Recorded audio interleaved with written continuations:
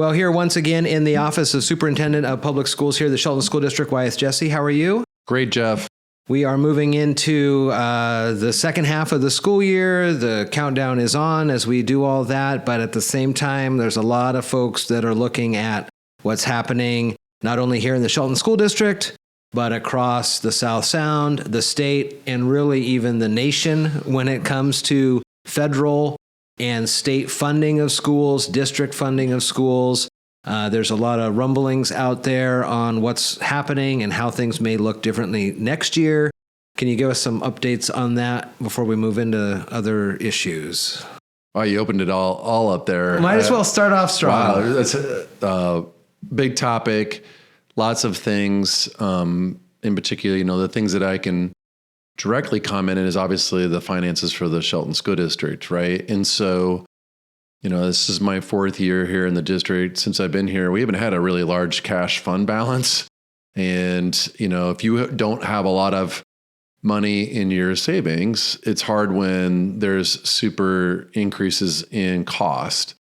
And so the increase in the general operations of the district, again, I think I made comments before with you, like people don't recognize, when your garbage bill, is, $30 or $25,000 a month.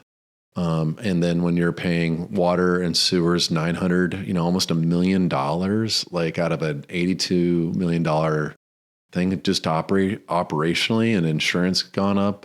And it's the same things everybody else is doing, right? Like there's no special deal for the district. It's literally the same providers that you have at home as the same ones we have here.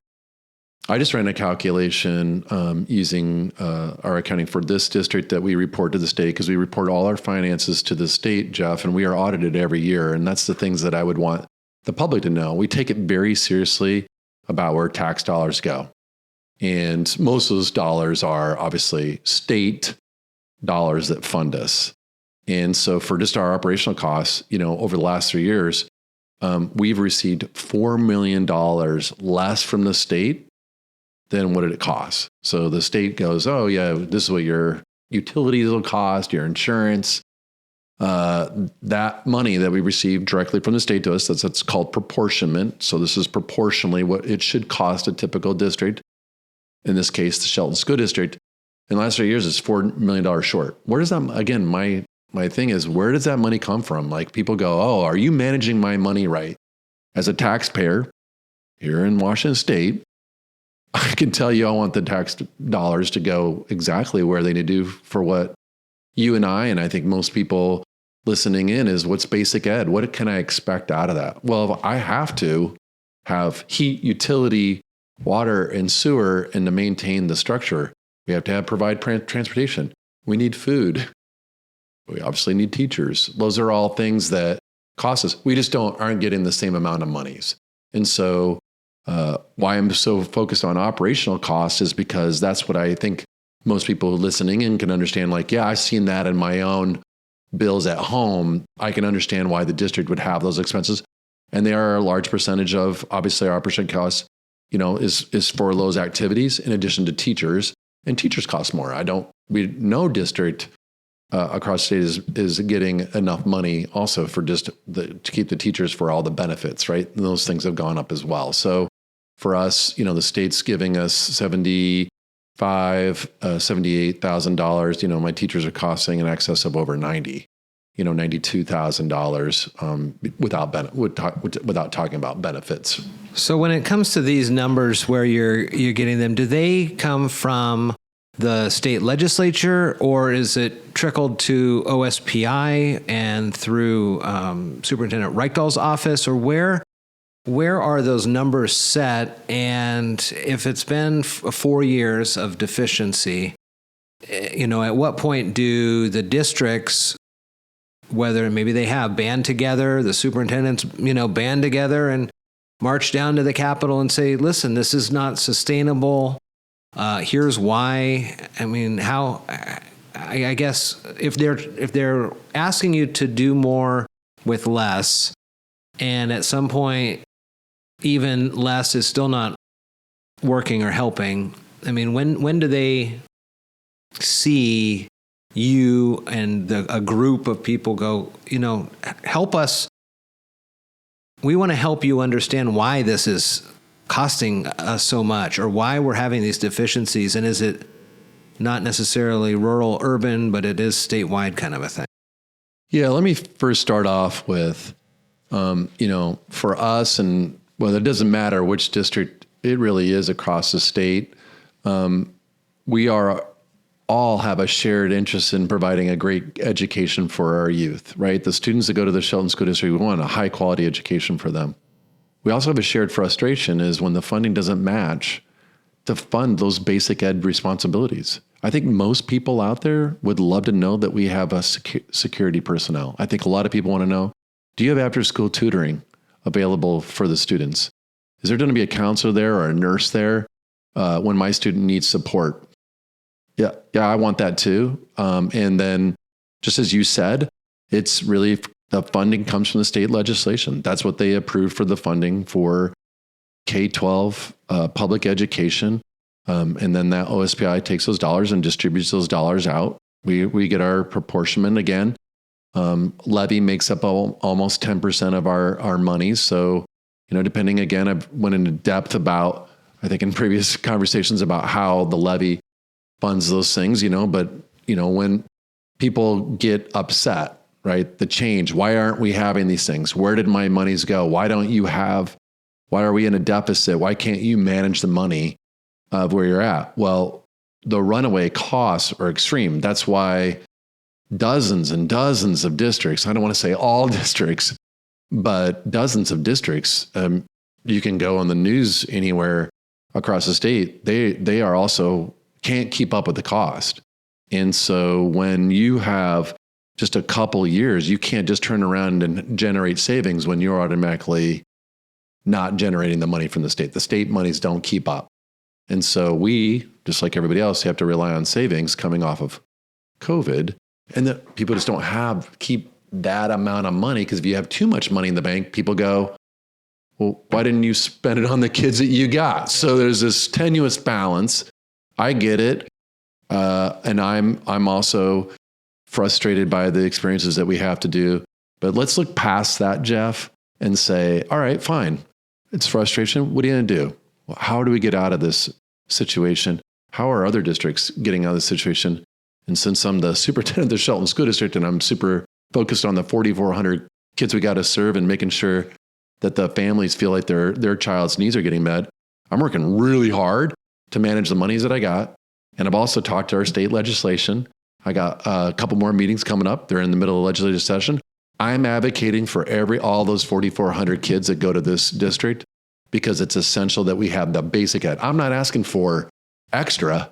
I'm asking for, please just give me what it does to cost the basic education that we have, including the short $4 million over the last 3 years that I was, please give me that money. That's all I'm asking for, is just this is what my bill is for water and sewer. Give me that exact amount. I'm not asking for more. I'm just asking for that's where it's at. I can't manage out on something where the bill exceeds the revenue I get. Are there other districts, and I think we've talked about this too, when it comes to districts that may be up, let's just say King County area, where they may have a little higher per capita income, like those types of schools. Is there a sliding scale that is looked at, or are all districts now across the board receiving the same percentage of funding? Like if you're in a district where the property taxes do help pay for a lot more of the things into the district, do they get a lesser amount from the state as it goes out annually? So the simplest way I can explain it is that the state, through McCleary, the big lawsuit that came out around 2015, was around trying to take care of exactly the issue of some districts can generate a lot more money off their levy. Their levy cap is what it was called. They could generate quite a lot of money as a proportion of their funding for their district through their levy. That's been capped. And so the monies that do go to each district per pupil is generally the same for basic ed, the basic ed part. So that's the one part that I would say all listeners, yeah, it's the same generally across the state for basic ed. The other things are the categorical funds, which are some state and a lot of federal for like, what's your proportionment for how many kids qualify for special education, or what's your free and reduced poverty, your poverty level for your district. So like we qualify for a lot here in Shelton. So we get a lot of those, what they call supplemental dollars to provide those supplemental services to basic ed. So that's where some of the difference would happen between us and a Bainbridge Island, for example. But like I've talked about before, Bainbridge Island also is struggling. And so it's like these additional category dollars aren't the solution to anyone because they're not for basic ed services. And so for when we think about the levy, though, that's where it's still not the same because we cannot still generate that much money off of a levy compared to other districts with way higher property values, whether that's commercial or residential. So they can take a lot more. They can generate those dollars up to $2.50 per thousand of assessed value on a property. Districts like us, we're right at, we were $1.75 last year. We're at 205. And the thing I would have anybody listening is like, oh my God, that's an increase. No, the increase just because of the increases in the property value of what's going on here. So the lid is on how much money we can draw. So if we draw on $8 million, we're going to draw $8 million. It just means that percentage on any property is going to change only in reflection of the overall dollars that we're drawing. So it's not like I'm drawing extra money off other people if their property values are not going up. So that's really challenging because they can also, this is the really key thing, some districts are moving to passing capital or technology levies, and that's where they get another levy. So they have multiple levies. We don't even introduce other levies.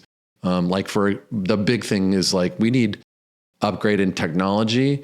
We need to spend millions of dollars. That's going to come out of our basic ed funds. And then other districts who have another levy for around technology, they can draw and build up those costs primarily through that levy. We don't. And so we just keep eroding for districts like Shelton compared to some other richer districts. We have to take that out of just what the state gives us, not what we get from local taxpayers. So super nervous about it, to be honest with you, Jeff, only because, not passing a levy, North Mason didn't pass their last just operational levy, which a lot of people go, oh, like, what do you need those dollars for? I'm like, well, let's start with athletics. Let's start with that. Just any activity bus, say any kind of security, that's directly where it comes from.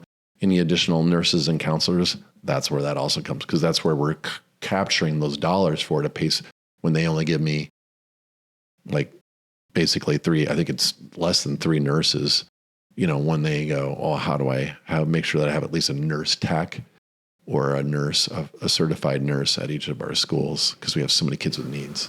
When it comes to, quickly, I guess we'll just talk broadly because who knows what's going to happen with the federal and the Department of Education. The new Secretary of Education was just confirmed, I think, last week or something like that. But they have talked about maybe completely transforming that and even to withholding federal dollars to districts if they continue to engage in different things that don't align with the administration, kind of the DEI kind of stuff, this, that, and the other, inclusion. Is there any concerns about losing federal funding? How much funding does the Shelton School District get federally, I guess?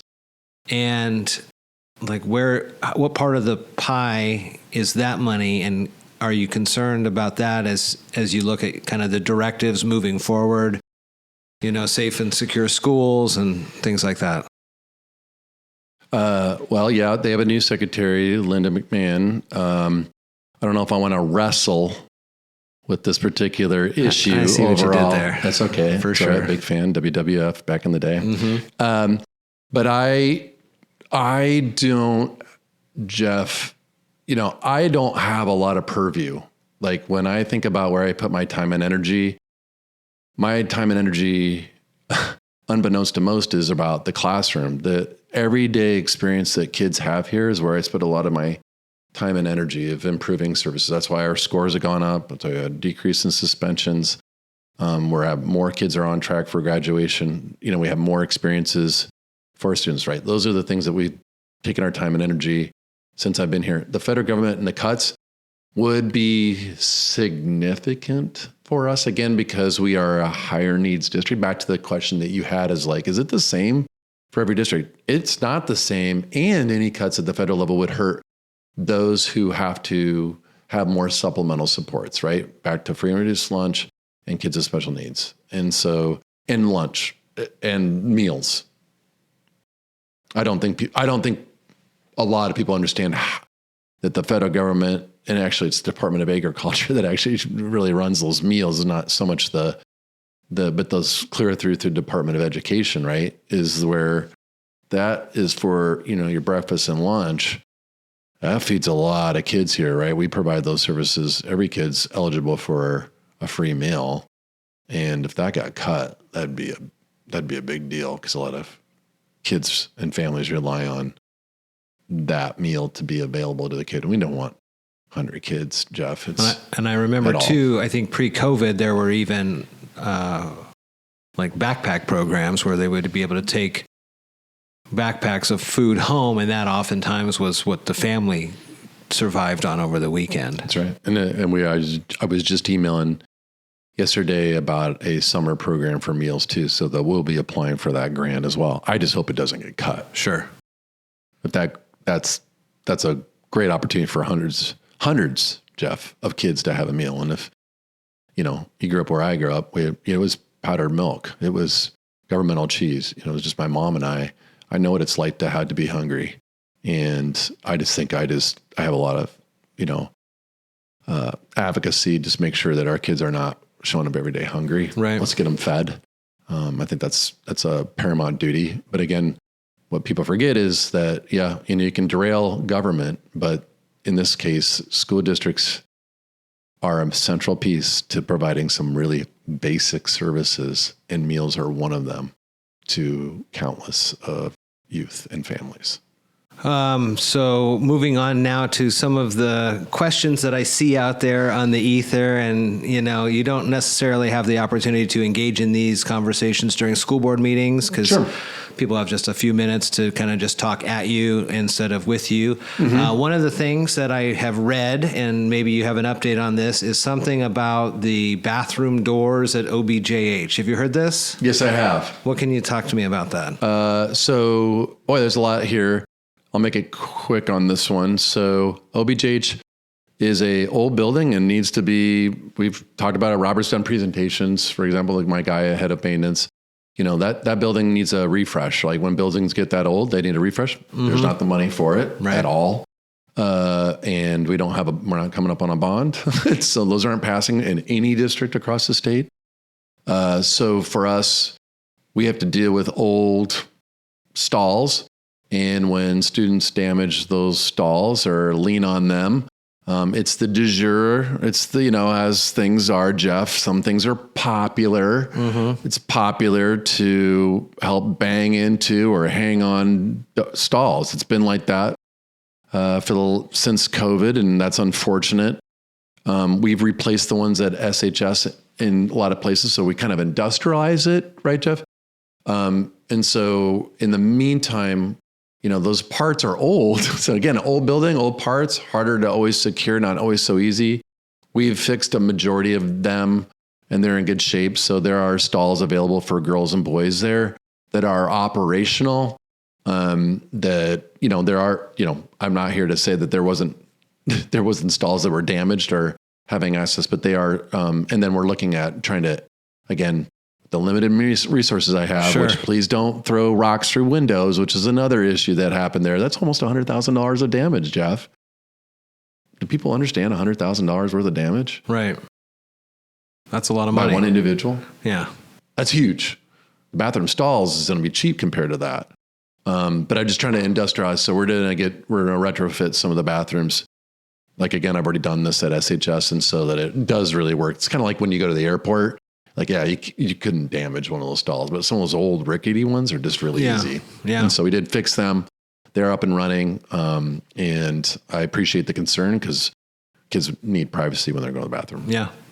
Talk to me a little bit about the bullying issues that happen across the district and where I don't know if it's like a matrix that is looked at to determine.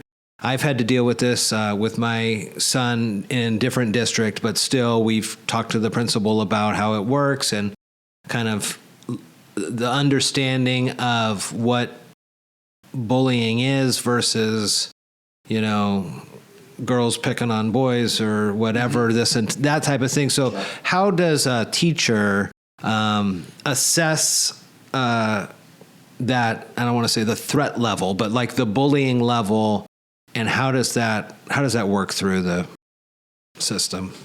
First, we want every student to feel safe and welcome at our school, right? It's one of our 4 priority areas for the district. We've put a lot of time and energy into making sure that when kids walk through the door, they can feel like they can be respected and safe, and so that they focus on learning, right? And so, unfortunately, in this time and age, Jeff, as much as I can lock down all the environments and try to provide an engaging instruction, a lot of things carry through in the community back into the school, right? Again, schools are the center of communities. And so some of the issues, whether they're online, which is where a lot of issues stem from, there's still the other issues that, things didn't get along, whether that's out in the neighborhood or even on the buses or stuff like that, right? That something happened in an activity or athletic event, even in the community as well. So when things happen, whether that's a carry-in issue or something that arises inside the school where kids are just, play fighting or just not getting along, not able to really understand, like their social skills might be needing some extra support. Then that is really on the school administrator. We've done extensive training here in the district. Since I've been here, we've had a handful of trainings specific to reading situations for discipline, and specifically on whether that is that friendship's gone wrong? Is that something where, again, someone needs to work on their pro-social skills? Or is that something where one kid is dealing with some real trauma and they are projecting that onto others? Or is it bullying? And bullying, really the easiest way to understand that is it's really about a consistent targeting of another student that really there's very low to no relationship with. And so they're just there to try to make your life more miserable, is really about how we define bullying. And so our numbers are really low around bullying. I've given that information out. It does happen, so I'm not here to say it doesn't. Most situations, and again, as a longtime educator for 25 years, I can say a lot of the situations are around kids just lacking the social skills about how to handle a situation, where that's a friendship. And I say, like, is that a tight friendship, a loose friendship, or really just acquaintances kind of friendship? And then helping them navigate those situations, the student and the other student, and anybody else involved. It's usually not even just 2 students. It's usually a circle of situations. And so we want to get right on it. And then we have a number of strategies to help with it. So I'm very sympathetic to that. We work, like I said, super hard on it. Am I going to prevent it at all times? We don't have the supervision to be in every single environment. Kids have to try on their skills. But I would say this, Jeff, they are great learning opportunities, because when kids go back out into adulthood, we want to give them the skills of when there are disagreements, when you might not have the same point of view, or that the people are just using a lot of stress and anxiety. How do you manage it yourself so that, again, you're not projecting that and putting that onto others? You mentioned the bus, the transportation district, the co-op. That is a separate. Is that a separate thing from the Shelton School District? And I see online sometimes people will say, "Oh, the bus was canceled again this week," or "I wish I had a little more heads up on that." Is that within the district, or is that it's a co-op, so is that a broader base? Yeah, it's a co-op. So we run that in combination with Southside and Pioneer.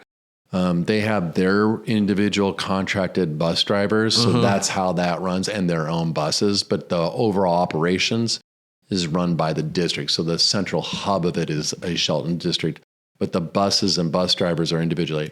I get a lot of emails from Southside and Pioneer issues that come to me, and I'm like, that's not, I sometimes have to go, is the parent trying to, they mislabeled the district? And is that an issue for us or them?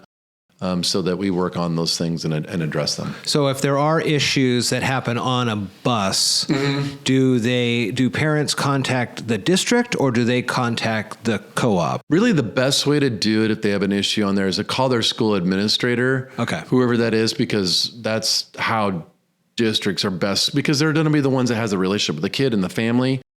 Let's get right on it. They're the ones that can provide discipline. They'll do the investigation thoroughly. Yes, the bus driver will present a report, but you're talking about the difference between a bus driver and a certificated administrator. That's just a big difference. And so calling your administrator, because if you want to get action done, that's the best way. Email, call, those are the things. Honestly, it's been quite low, Jeff. I mean, I know issues happen, but again, I mean, you're raising an issue. It's not elevated now, whether there's something happens out in social media, I'm not always present to. Sure. But I would say, since I've been here, I receive a lot less complaints around just student behavior, and our data definitely shows that when you're talking a 70% decrease in suspension rates. Doesn't mean we don't have kids still acting out. Doesn't mean we don't still suspend. I still deal with those issues. You know, we don't want fighting on campuses. We don't want drugs. We most certainly don't want any weapons, right? And so those are things that just aren't tolerated here. We'll work with the kids and educate them. That's our job. But we also want to provide safety for the rest of the kids that are coming to us.